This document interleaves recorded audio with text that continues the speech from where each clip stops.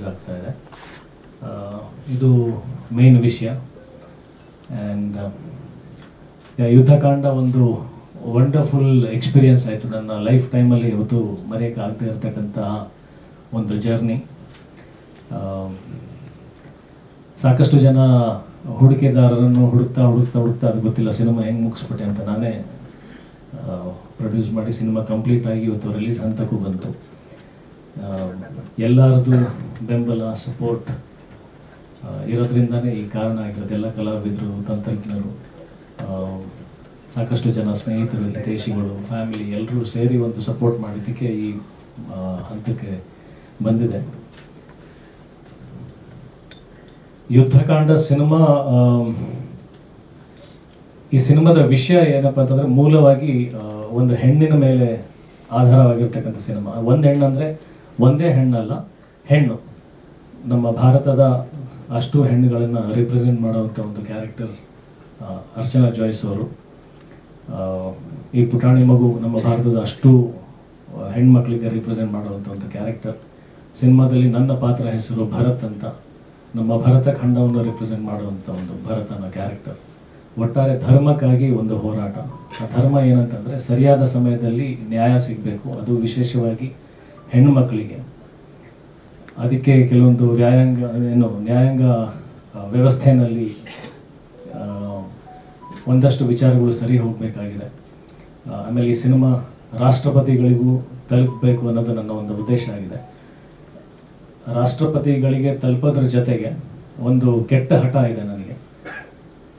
ಈ ಸಿನಿಮಾ ತೀರಾ high budget ಸಿನಿಮಾನೂ ಅಲ್ಲ. ಅಂದರೆ ಇವತ್ತು ನಾವು ನೋಡಿದ್ರೆ 30 ಕೋಟಿ 50 ಕೋಟಿ 100 ಕೋಟಿ ಅದು ತುಂಬ ಸಾಮಾನ್ಯ ವಿಚಾರ ಆಗಿಬಿಟ್ಟಿದೆ. ಸೊ ಆ ಸ್ಟ್ಯಾಂಡರ್ಡಲ್ಲಿ ಸಿನಿಮಾ ಮಾಡಿದ್ರೇ ಒಂದು ದೊಡ್ಡ ಸಿನಿಮಾ ಅನಿಸ್ಕೊಳ್ಳುತ್ತೆ.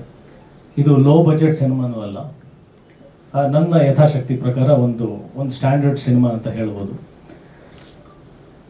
ಒಂದು ಸ್ಟ್ಯಾಂಡರ್ಡ್ ಮಿಡ್ ಸ್ಕೇಲಲ್ಲಿ ಇರತಕ್ಕಂಥ ಒಂದು ಸಿನಿಮಾ ಭಾರತಾದ್ಯಂತ ಒಂದು ದಾಖಲೆ ಮಾಡಬೇಕನ್ನೋದು ಒಂದು ಕೆಟ್ಟ ಹಠ ನಮ್ಮದು. ನಾವು ಪರಭಾಷಾ ಸಿನಿಮಾಗಳಲ್ಲಿ ನೋಡಿದ್ದೀವಿ, ಕೆಲವೊಂದು ಮಲಯಾಳಂ ಸಿನಿಮಾಗಳು ಬಂದಿದ್ದಾವೆ, ಇಲ್ಲಿ ಕೆಲವೊಂದು ತೆಲುಗು ಸಿನಿಮಾಗಳು ಬಂದಿದ್ದಾವೆ. ಚಿಕ್ಕ ಬಜೆಟಲ್ಲಿ, ಅಂದರೆ ಅವ್ರಿಗೆ ಅನಿಸುವಂಥ ಚಿಕ್ಕ ಬಜೆಟ್ ಮಿಡ್ ಸ್ಕೇಲ್ ಸಿನಿಮಾಗಳು ಇಲ್ಲೆಲ್ಲ ಬಂದು ದೊಡ್ಡ ರೆಕಾರ್ಡ್ಸ್ ಮಾಡಿದ್ದಾವೆ. 100 crores ಬಜೆಟ್ ರೀಚ್ ಆಗಿದ್ದಾವೆ.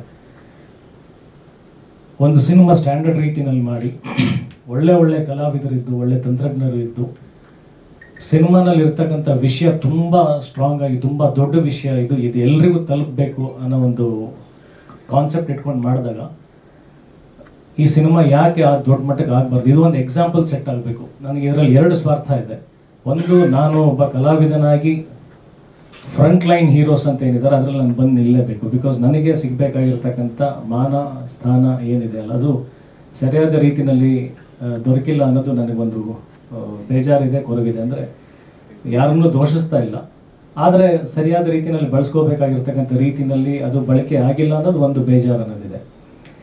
ಯಾರೂ ಆ ಪ್ರಯತ್ನ ಮಾಡದೇ ಇದ್ದಾಗ ಸ್ವಯಂ ನಾವೇ ಎದ್ದು ನಿಂತು ಆ ಪ್ರಯತ್ನ ಮಾಡಬೇಕು ಅನ್ನೋ ಒಂದು ಸಿದ್ಧಾಂತ ನಂಬುವಂಥ ವ್ಯಕ್ತಿ ನಾನು. ಇನ್ನೊಬ್ಬರ ಮೇಲೆ ಡಿಪೆಂಡ್ ಆಗದೆ ಯಾಕೆ ನಾವೇ ಮಾಡಬಾರ್ದು? ನಮ್ಮನ್ನು ನಾವೇ ಸೃಷ್ಟಿ ಮಾಡ್ಕೋಬೇಕು, ನಮ್ಮ ಫ್ಯೂಚರನ್ನು ನಾವೇ ಕ್ರಿಯೇಟ್ ಮಾಡಬೇಕು. ಯಾವುದೋ ಪ್ರೊಡಕ್ಷನ್ ಹೋಗಿ ಮುಂದೆ ನನ್ನ ಫ್ಯೂಚರ್ ಏನಾಗುತ್ತೆ, ನನ್ನ ಭವಿಷ್ಯ ಏನಾಗುತ್ತೆ ಅಂತ ಇನ್ನೊಬ್ಬರ ಮುಂದೆ ಜಾತಕ ಕೇಳೋದಕ್ಕಿಂತ ನನ್ನ ಜಾತಕ ನಾನೇ ಬರೆಯೋಣ, ನನ್ನ ಭವಿಷ್ಯ ನಾನೇ ಬರೆಯೋಣ ಅಂತ ನಿರ್ಧಾರ ಮಾಡೋಂಥ ವ್ಯಕ್ತಿ ನಾನು.